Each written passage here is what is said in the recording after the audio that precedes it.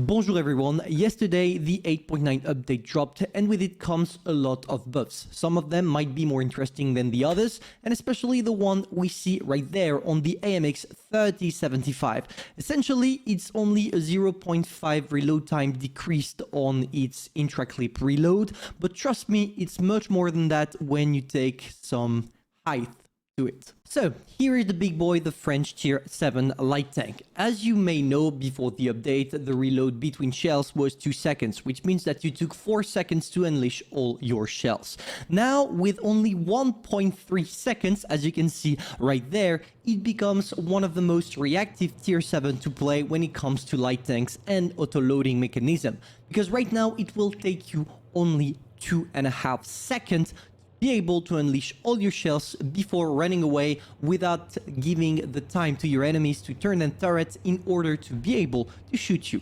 On top of that, the more you reduce the shell reload time, the better the overall reload time becomes, because obviously if you sneak all your shells in 2.5 seconds instead of the 4 seconds before, you reduce the overall clip, the overall reload clip by 1.5 seconds, which means that necessarily by doing so, Wargaming is increasing the DPM of the AMX 3075.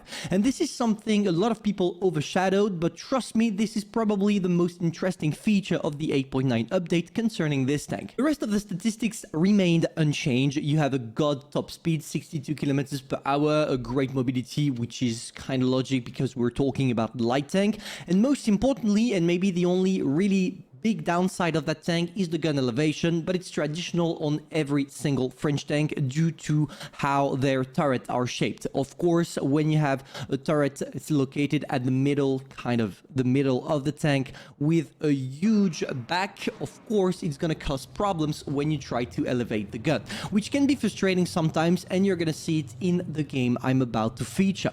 For the equipments, it didn't change that much. I did not care about the buff for me to change any equipments at all because I feel like the one I was using were right since the beginning. Maybe one thing to notice or something important, play it with calibrated shells, because otherwise you are really gonna struggle penetrating your targets, especially if you are playing against tier 8, because well, with your regular it's only 151 millimeters instead of the 212 with your APCR. But yeah, we're gonna try to save our goals, and based on the price of the oil right now, we would rather spend our money somewhere else.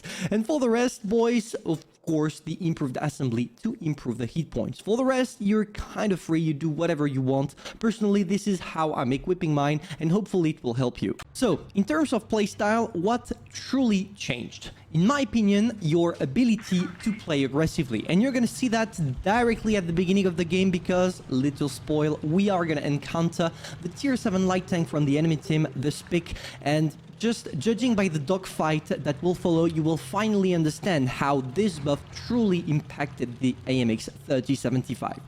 Back in the 8.8 update, this tank was not necessarily meant to play actively. The Bulldog featured that perfectly because it was a one-shot shell with something like maybe 3 seconds of reload. Even if it was not the best, it would still do the job. And well, now that we have the AMX that reloads in 1.3 seconds, this is something else. Just take a look at the Spic, for example. There we go. Take a look at how fast I am at sneaking nearly 500 damage on that boy, whereas he just put one shot. And of course, when you reload that fast, you want to play aggressively. So there we go again. And as you can see, we are once again shooting so fast that we managed to kill the whole Spic health without taking more than 2 shots, which is the regular autoloader of that tank. And this is what the true power of the AMX 3075 is in the current update. But is it broken? In my opinion, no. No, because this tank still has a lot of downsides, as I mentioned, gun elevation, hit points as well, and the armor in general. And of course, it kind of equilibrates the tank. It just makes it relevant again in the current meta, and I feel like it was truly deserved because, well, this tank is probably, or was probably, not among the most appreciated by players at tier 7, knowing that you have to face tanks like Smasher, Helsing, Annihilator, and things like that. And obviously, you didn't have the cards in your hands to be able to compete with those tanks. Now, thanks to this, we finally have a hit and run tank, and this is exactly what we were expecting for the 3075, which proves once again that sometimes Wargaming is listening to the community. So yeah, thank you for this one, guys. You truly did a good job. Now, what are the tactics I would recommend with this tank? As you can see, when you are lonely against your light tank from the exact same tier, you can try to play aggressively. Simply because you have now the bursting abilities of a god. And of course, it's gonna help you in a dogfight. But keep in mind that it's not your main role. Your main role is still to spot for your for your allies. You are a light tank after all. But from time to time, if you just want to have fun like playing aggressively, because yes, trust me, playing the light tanks aggressively is fun, well, you can also always try to circle or try to wait for your allies to be in a direct fight with your opponents, and when it's the case, you just circle, come around and burst all your shells in just 2.5 seconds, run away, reload and repeat. And this is this repetitive maneuver that will probably help you dealing a lot of damage, as I'm doing right there. As you can see, this Habiha was first trying to shoot me. I escaped. He understood that I was not trying to get back on track and get hit. He decided to go on the SU, which led me to burst all my shells once again. And we repeat that process on the Black Prince as well. And it's working perfectly because, well, just take a look at this. He just wants to go for the kills, which allows me to burst nearly 1k damage in less than 20 seconds on that poor boy. The AMX 3075 didn't become meta, in my opinion. It's not a meta tank, but it's still a great tank, and this buff truly improves it.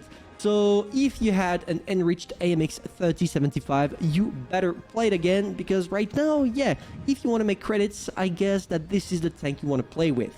So yeah, this was my review of the new AMX 3075. If you enjoyed, feel free to subscribe, like and share. Tell me in the comments if right now you feel a change with the AMX 3075 or you would rather play the old one, which would be weird because right now this one's has better stats than its previous version. But hey, we never know. Maybe some of you are liking the old school style.